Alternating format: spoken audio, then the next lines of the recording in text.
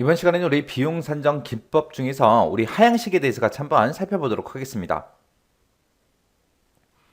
자, 우리 비용 산정하는 기법이요. 비용 산정하는 기법은 크게 두 가지로 나눌 수 있습니다. 우리 상향식이라는 게 있고요. 그 다음에 하향식이라는 게 있고, 이렇게 이제 크게 두 가지로 나눌 수 있습니다. 그때 우리가 우리 상향식하고 하향식하고 이 개념부터 좀 잡고 지나가자고요. 자, 상향식이 있고 하향식이 있는데 얘는 뭘로 생각하면 되냐면은 우리 친구들이랑 이제 2박 3일 제주도로 놀러 갈 겁니다. 그때 이제 돈 걷는 방법. 거기에 따라서 이게 상향식, 하향식 두 가지로 나눠지는데 일단은 친구들끼리 이제 놀러 가니까 2박 3일 정도 놀러 갈 건데 일단은 뭐 비행기도 타고 이제 가서 이제 차도 렌트하고 숙박도 하고 여러 가지 해야 되죠. 해서 일단은 친구들한테 돈을 싹 다 거둘 거예요. 해서 야 2박 3일 정도 놀 거니까 30만 원씩 내. 그리고 일단은 친구들한테 돈을 싹 다 걷어요. 그렇게 해서 이제 돈을 걷고 이제 한 명이 비행기 표도 이제 끊어야죠. 그리고 이제 렌트도 해야 돼요. 그리고 이제 숙박도 알아보고 미리미리 우리 예약을 해야 되겠죠. 그리고 2박 3일 동안 이제 밥도 먹어야 되고 그 다음에 거기 가서 이제 레저 스포츠도 즐겨야 되고 그렇게 이제 해야 돼요. 그때 이 친구들한테 거둔 돈 있죠. 그 한도 내에서 비행기 값도 쓰고 렌트도 하고 숙박비도 내고 그 다음에 밥값도 쓰고 그 다음에 레저 스포츠 즐기고 이렇게 하는 걸 보고 우리가 하향식이라고 하는 거예요. 하향식. 그러면 그의 반대인 상향식이라는 건 뭐냐? 친구들이랑 이제 2박 3일 동안 이제 놀러 갈 거 생각해 보니까 비행기 표도 끊어야죠. 그리고 이제 렌트도 해야 돼요. 렌트도 하고 그 다음에 이제 숙박 그것도 이제 해야 되고요. 그리고 이제 밥도 먹어야 되고 그 다음에 이제 레저 스포츠도 즐겨야 돼요.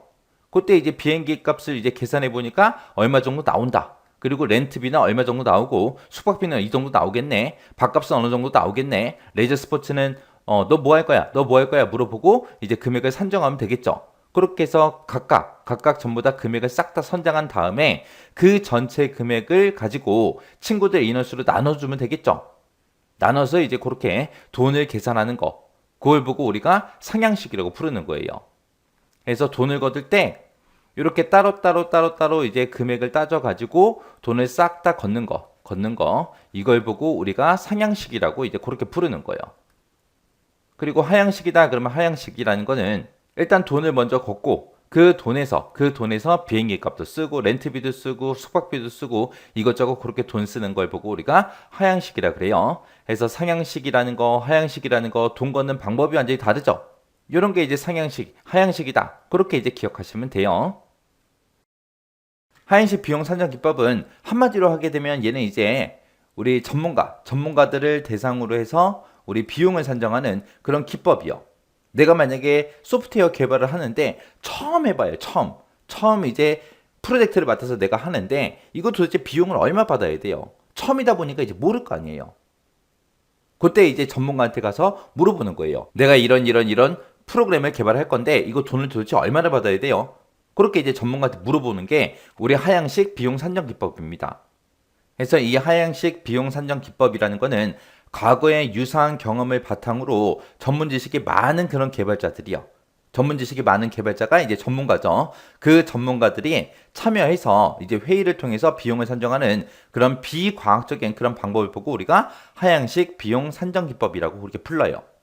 그래서 그 전문가한테 물어봤을 때, 그 정도 프로젝트면 비용이 어느 정도 될 거야. 그렇게 이제 전체 비용을 얘기해 줄 거예요. 그러면 그 전체 비용을 먼저 산정을 하고, 그리고 나서 이제 나는 각 작업별로 비용을 이제 세분화 시키는 거, 그걸 보고 이제 하향식이라고 불러요.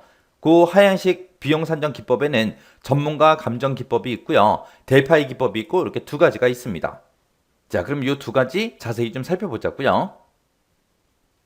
전문가 감정 기법이라는 건 말 그대로 전문가한테 감정을 맡기는 거예요. 해서 경험이 많은 두 명 이상의 전문가들한테 비용 산정을 의뢰하는 거예요. 그러니까 내가 직접 비용 산정하는 게 아니라 전문가한테 물어보는 거죠. 그때 두 명 이상의 전문가한테 비용 산정을 의뢰해요. 의뢰하면 이제 그 전문가들이 이제 이 정도 프로그램이면 이 정도 금액 받으면 적정할 것 같아. 그렇게 이제 정해줄 거 아니에요. 그래서 프로그램 개발자 입장에서는 가장 편리해요. 가장 편리하고 신속하게 이제 비용을 산정할 수 있는 그런 방법이고요. 얘는 이제 의뢰자로부터 이제 믿음을 얻을 수 있겠죠. 신뢰도가 좀 올라가겠죠. 근데 그렇게 전문가들에 의해서 이제 비용이 산정되다 보니까 그 전문가의 성향이나 그 전문가의 능력치에 따라서 그 비용이 개인적이고 주관적일 수 있다는 거예요.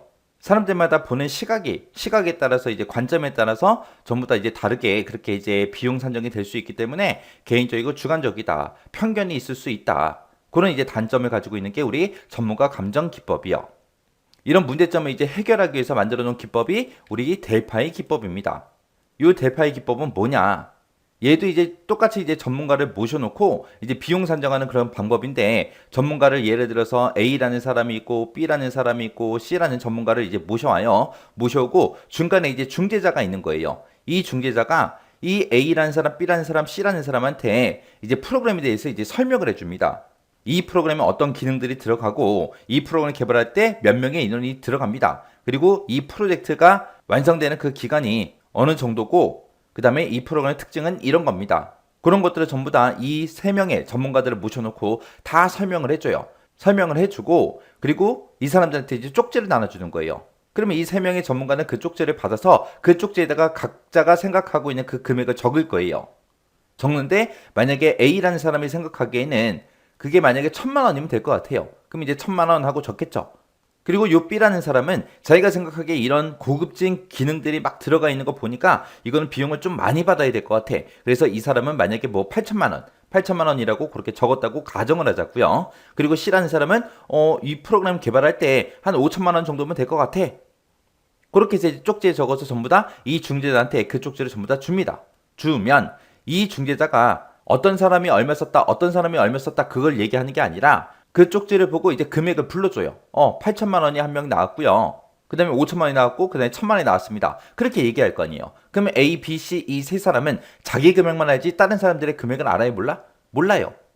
근데 A라는 사람 입장에서 8천만 원이 나왔어요. 그러면 이 사람은 또 생각을 하겠죠. 내가 너무 싸게 적었나? 그렇게 이제 생각할 거고 B라는 사람 입장에서는 1,000만 원짜리가 나와버리면 내가 너무 비싸게 썼나? 그렇게 또 생각할 수 있겠죠. 그렇게 하고 나서 다시 쪽지를 다시 돌립니다. 쪽지를 다시 돌려서 금액을 다시 적어달라고 그렇게 요청을 해요. 그러면 이제 A라는 사람 입장에서는 금액이 좀 더 이제 올라갈 거고요. B라는 사람 입장에서는 금액이 좀 더 내려갈 거예요. 그리고 C라는 사람은 적정한 선을 유지하면서 이제 금액을 적어서 다시 내겠죠. 이 과정을 계속해서 반복하면서 비용을 산정하는 그런 방법을 보고 우리가 델파이 기법이라고 합니다. 그렇게 해서 이제 전문가들의 주관적인 그런 편견을 보완하기 위해서 많은 전문가들의 의견을 종합해서 산정하는 그런 기법을 보고 우리가 델파이 기법이라고 하더라.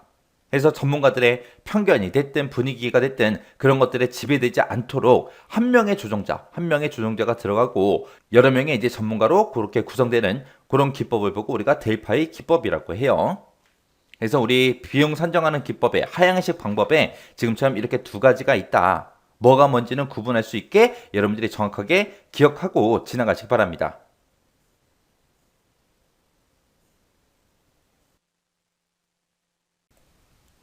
이번 시간에는 우리 하향식 비용 산정 기법 문제를 같이 한번 풀어보도록 하겠습니다. 소프트웨어 비용 산정 기법 중에서 전문가의 감정 기법에 주관적인 그런 편견을 보완하기 위해서 많은 전문가들의 의견을 이제 종합해서 산정하는 그런 기법이 뭐냐고 이제 물어봅니다. 이런 기법을 보고 우리가 델파이 기법 그렇게 이제 부르는 거죠. 우리 하향식 비용 산정 기법이라는 거는 과거에 이제 유사한 그런 경험을 바탕으로 해서 전문 지식이 많은 그런 개발자들이 참여한 그 회의를 통해서 비용을 이제 산정하는 그런 비과학적인 그런 방법을 보고 우리가 하향식 비용 산정 기법 그렇게 이제 부르는 거죠. 이 하향식 비용 산정 기법에는 크게 두 가지 기법이 있습니다. 우리가 방금 문제 풀었던 델파이 기법이라는 게 있고 전문가 감정 기법이 있고 이렇게 이제 두 가지가 있는 거죠. 그때 이제 전문가 감정 기법이라는 거는 조직 내에서 경험이 많은 그 2명 이상의 전문가들한테 비용 산정을 의뢰하는 그런 기법을 보고 우리가 전문가 감정 기법 그렇게 이제 부르는 겁니다. 그래서 하향식 비용 산정 기법에는 델파이 기법과 우리 전문가 감정 기법 이렇게 이제 두 가지가 있어요.